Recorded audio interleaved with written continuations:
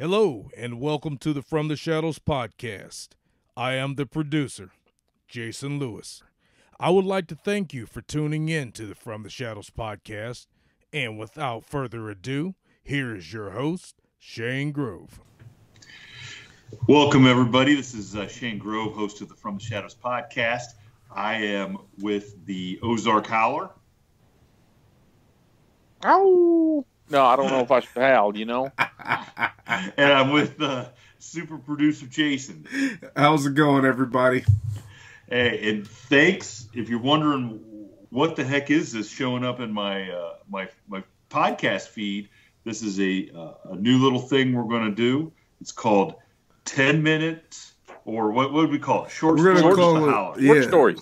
Yeah, short stories with the Ozark Howler. Short stories with the Ozark Howler. So you got 5 or 10 minutes in the middle of your week. We're going to bring you a little story from the Howler, and hopefully it'll tickle your funny bones, make you feel good about yourself, give you something to look forward to, tide you over till our regular episode drops on Friday. So thanks for checking us out, and let us know what you think. Hopefully you enjoy the Howler, spending 10 minutes with the Howler as much as we do. Enjoy, everybody. Grover, we were just talking about the nuances of policing in a town you grow up in, especially small town. Exactly. And I had went to, you know, I knew the sheriff. I got a cop job, but it was working in a jail, you know. And at that time, my sheriff was a real proponent of education. He had a master's degree. The chief deputy had a master's degree, and you know they used to always brag. They got him in the 70s when they meant something. That's what these guys would tell you. And I hadn't graduated yet, so I worked in a jail. But they had gotten some what they call community policing money. It was a new thing at the time, and they were needing somebody to work in these small towns, because most of the real cops did not want to. Even though I was a deputy and I worked in the county, when the sheriff first got me to go out there, I would have to work 8 hours or 4 hours in this town and 4 hours in this town. Little bitty towns, you know, 600-700 people. So you're very limited on what you can even do, because there's just not a lot of activity, you know. So the first town he sent me to, very little training. I went to back when in the late 80s, early 90s. It was a 3-week school called the 120. So it was 120 hours of training, and by gosh, here's your gun and badge, and you're it. So I went through 3 weeks of school, and now I is one. You know, it's a old joke. You know, I couldn't spell police last week, and now I is one. And but you're paranoid, and where I was at, so my boss basically said, hey, my sheriff coming at me and said, hey, you drive out there, and it happened to be my hometown. You drive out there and make yourself seen, you know, sit in a school zone, do this, do that, whatever. So the first day I was paranoid of getting shot. You know, I just went to this police school where they'd show you car cameras were in their infancy at that time, and every video they showed you was somebody shooting the police. So for the first, I don't even know how many, the first 30 hours I worked out there, I only pulled over people I knew. And I didn't write anybody a ticket. You know, I pulled over my buddy's dad or some dude I went to school with, because I knew they wouldn't shoot me. And then, I know, isn't that nuts? Isn't that nuts? So, anyhow, the odd part about small town policing is they all want something done, just not to them. Oh, yeah. You know what I mean? Yeah, not to them. And the guy I was replacing was an old.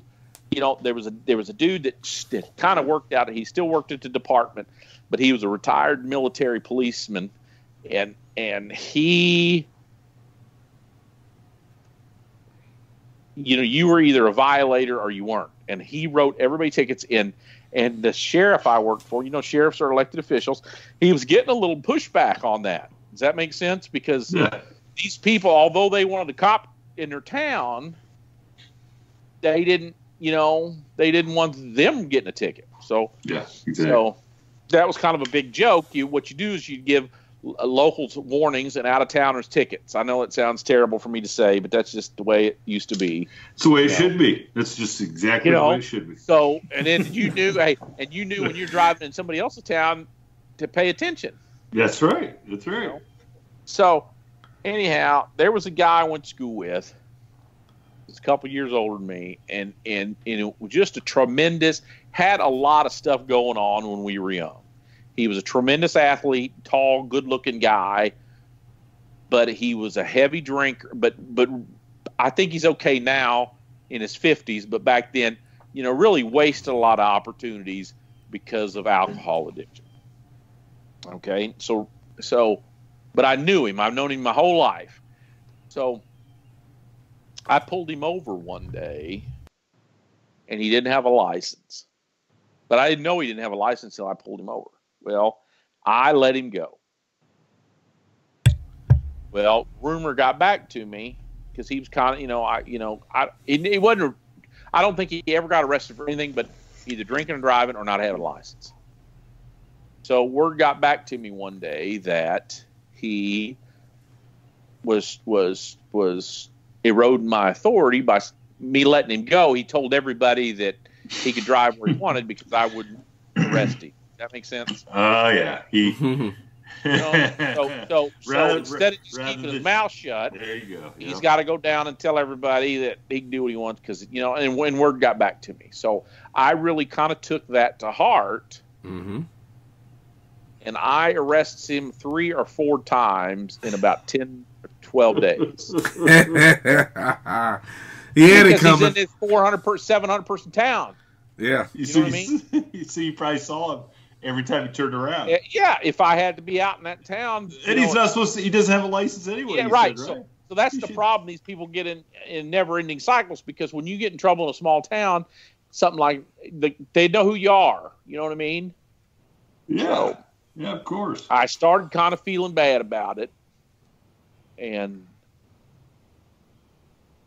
But hey, that's the way it goes. Did he ever learn his lessons? Yeah, this is what happened. Well, this is what happened. Right. Okay, this is the punchline. We're going to the punchline. I know it's a long-form method on this story. Well, a guy that we went to school with was getting married. Now, I'm a non-drinker. Okay. Well, and I've been known as a non-drinker. Okay. My mom was Baptist. I'm Baptist.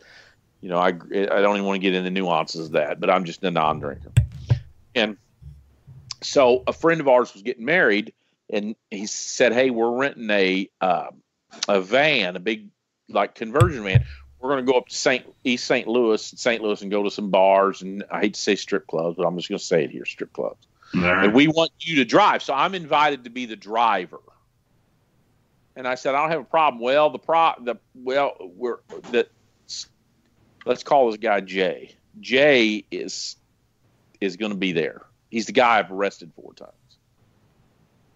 Is that going to be a problem? I said, "No, I ain't got a problem, If he doesn't have a problem with me driving the van, I don't have a problem with him riding in the van."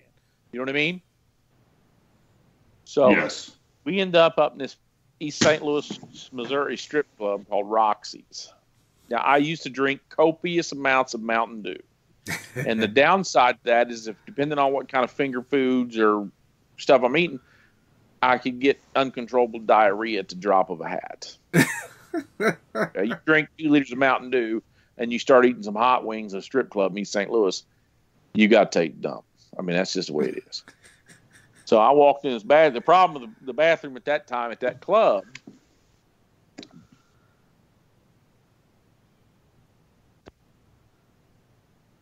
so when you're sitting on a toilet, you're kind of out there and like the open. It would be like taking a dump on top of Devil's Tower in Wyoming or something. And you got all kinds of weirdos and freaks and shit coming in. You know what I mean? You don't know who you're going to be exposed to. So I'm trying to hold it. And I can't hold it. And I can't hold it. Finally, I just got to go. So I get over there and I walk in the bathroom and the coast is clear. But I know if I sit down on this toilet, all kinds of weirdos can come in. Well, lo and behold, who do you think is the closest guy I can see to that door? The guy you've arrested 5 times. Let's call him Jay. Big, good looking. I mean, he's still in his prime, early 20s. big old strapping 6'3", 4", 200 pounds. And I said, "Hey, dude, I need a favor." "You need a favor from me?" I said, "Yeah." I said, "Man, this is important." And he said, "What?" I said, "I got to take a crap, and I don't want anybody coming here. Would you watch for me?"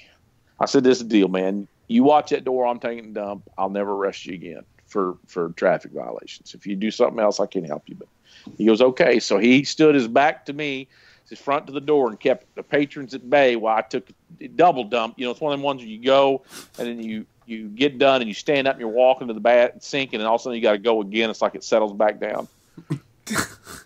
And about 3 weeks later, whatever, there's a car in the ditch in this little old town. In order for me to wait for a tow truck, it's going to take 45 minutes or an hour. And this guy says, "Well, I can call my grandpa." I said, "Yeah, I'll have him come." "Well, he doesn't really drive." I said, "How's he going to pull you out if he doesn't drive?" And they said, "Well, he's got a guy that helps him on the farm. Sometimes they're cutting wood today. He could be there." And I said, "Okay." Well, lo and behold, who do you think pulls up in this old man's truck? This dude. Let's call him Jay. He rolls up. And there I'm at a crossroads. I could see the look in his eye. He's worried about whether I'm going to break our as he watched the door. And I said, "Hey, can you pull him out?" And he goes, "You going to arrest me?" And I said, "No, I told you I wasn't. So I'm a man of my word, man. I never arrested him again." Ladies and gentlemen, a final word. Please visit us on our Facebook page, which is facebook.com/From the Shadows Podcast, and on our Instagram page at instagram.com/From the Shadows Podcast. You can visit our webpage at FromTheShadowsPodcast.GoDaddySites.com, or contribute to our Facebook discussion page called After the Shadows, and tweet us on our Twitter feed at twitter.com/podcast_from. Thank you for joining us, and we look forward to hearing from you all. Until next time, never shy away from the darkness or what may be lurking in the shadows. We are out.